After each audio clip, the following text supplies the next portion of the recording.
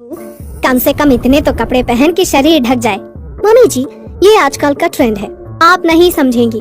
तेरा नाम बर्फी है, तो उर्फी जावेद बनने की कोशिश मत कर, नहीं तो हमारे कर्म ही फूट जाएंगे। क्या तूने सोच ही लिया है कि हमें इस मोहल्ले से निकलवा कर ही मानेगी? मम्मी जी, तब बोलिएगा जब मेरे आगे पीछे कैमरा वाले घूमेंगे, लोग मेरी फोटो लेने के लिए लाइन लगाएंगे। हाँ। बर्फी शॉर्ट ड्रेस पहने हुए मटकते हुए अपने कमरे में चली जाती है। कल के लिए कुछ न्यू ड्रेस बनवा लेती हूँ, हर जगह मैं नजर आऊंगी। चलो चलती हूँ मास्टर जी के पास। बर्फी शहर के सबसे बड़े मास्टर के पास जाती है और कहती है, ओह मास्टर जी, मुझे अर्जेंट में एक ड्रेस बनवानी है। अभी मुझे परेशान मत करो, मेरे पास टाइम नहीं है। मास्टर जी, आप तो ऐसे कह रहे हैं जैसे सही में मनीष मल्होत्रा हूँ।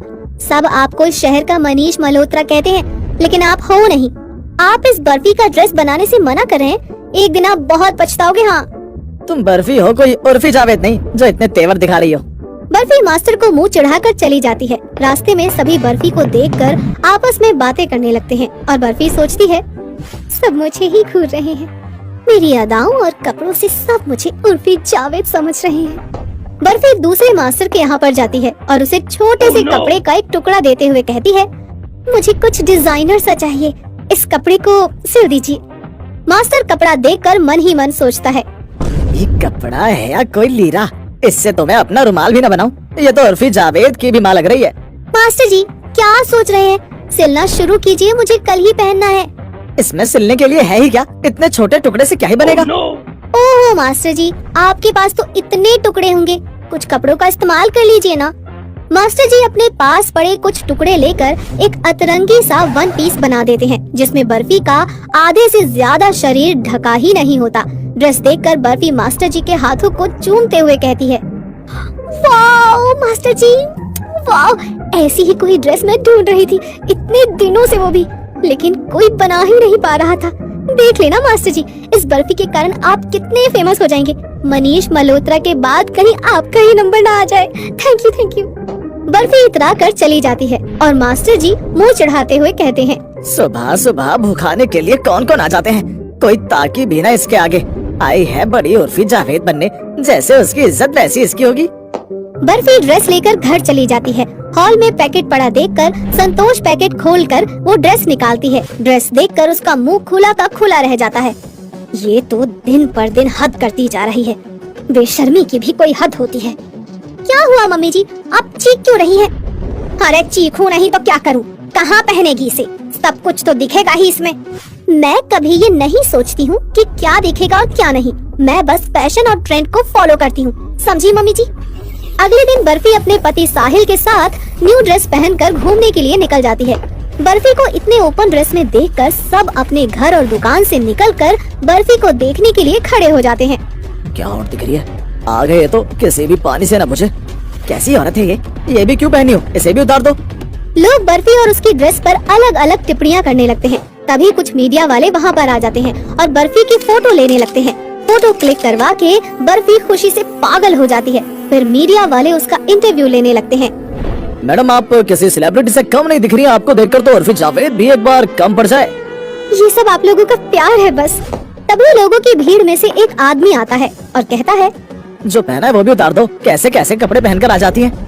तीखे कमेंट सुनकर बर्फी आग बबूला हो जाती है और कहती है, मेरी बॉडी है, मैं जो पहनूं जैसे पहनूं, किसी को मेरे ऊपर कमेंट करने का कोई राइट नहीं है। मुझसे जलने वाले बहुत हैं, मैं बर्फी हूँ, अगली बार कुछ कहने से पहले सोच लेना, समझे?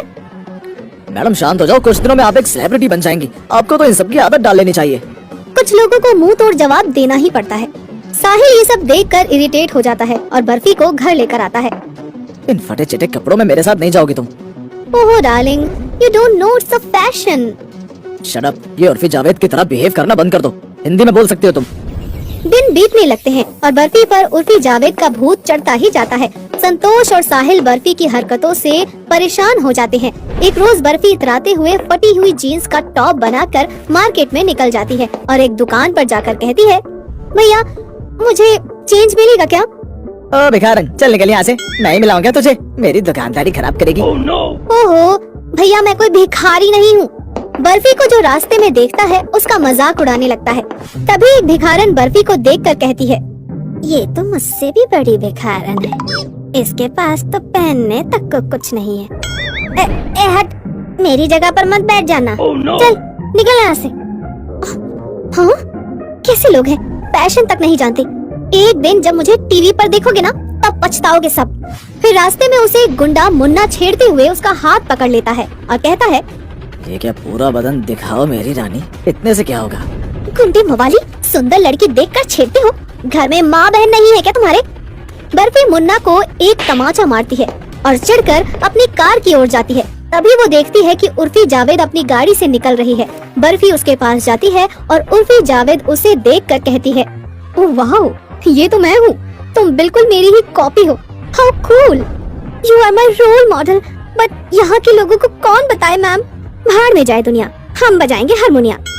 तभी संतोष बाजार में दोनों को देखकर कहती है, एक कम थी जो दूसरी आ गई। अरे बर्फी, अब तुझे घर आने की जरूरत नहीं है, तू इसी के साथ रहे अब। संतोष बर्फी को अपने घर से निकाल देती है और उर्फी जावेद कहती है, मैं तो यहाँ से जा रही हूँ, लेकिन बहन तुम इस शहर में मेरे नाम को खत्म होने मत देना, चाहे इसके लिए तुम्हें कुछ भी करना पड़े। एक दिन मेरी तरह तुम भी लोगों की नजर में आ जाओगी, समझी? Good luck. उर्फी जावेद चली जाती है और इधर बर्फी अकेले रहने लगती है और अतरंगी कपड़े पहनकर इधर उधर घूमने लगती है। तभी मुन्ना गुंडा बर्फी को किडनैप कर गाड़ी में डालकर ले जाने लगता है। अब मैं तुम्हें अपना बना कर रहूंगा। उस दिन तो तुम बच गई मुझसे, अब तुम्हें कौन बचाएगा उर्फी जावेद? बचाओ, कोई है, प्लीज हेल्प मी, बचाओ। बर्फी की आवाज सुकृति सुन लेती है। लगता है बर्फी कोई मुसीबत में फंसी है, मुझे उसकी मदद करनी होगी। सुकृति बर्फी की गाड़ी का पीछा करती है और जहाँ मुन्ना उसे छुपाता है वो जगह देख लेती है। सुकृति, पुलिस को कॉल कर, नहीं तो ये गुंडा बर्फी की जान ले लेगा। सुकृति फोन कर पुलिस को बुला लेती है और पुलिस मुन्ना को अपनी हिरासत में ले लेता है और बर्फी बच जाती है। मुझे अपनी गलती का पछतावा हो रहा है। मैं उर्फी जावेद बनने के चक्कर में भूल ही गई कि मैं किसी की बहू हूँ और किसी की पत्नी हूँ। मुझे कोई उर्फी जावेद नहीं बनना। तुझे समझ आ गया ना, ये ही बहुत है। बर्फी अपने ससुराल चली जाती है और संतोष और साहिल से माफी मांगते हुए कहती है, मैं बस इस घर की बहू बनना चाहती हूँ मम्मी जी, मुझे माफ कर दीजिए। साहिल और संतोष बर्फी को माफ करके उस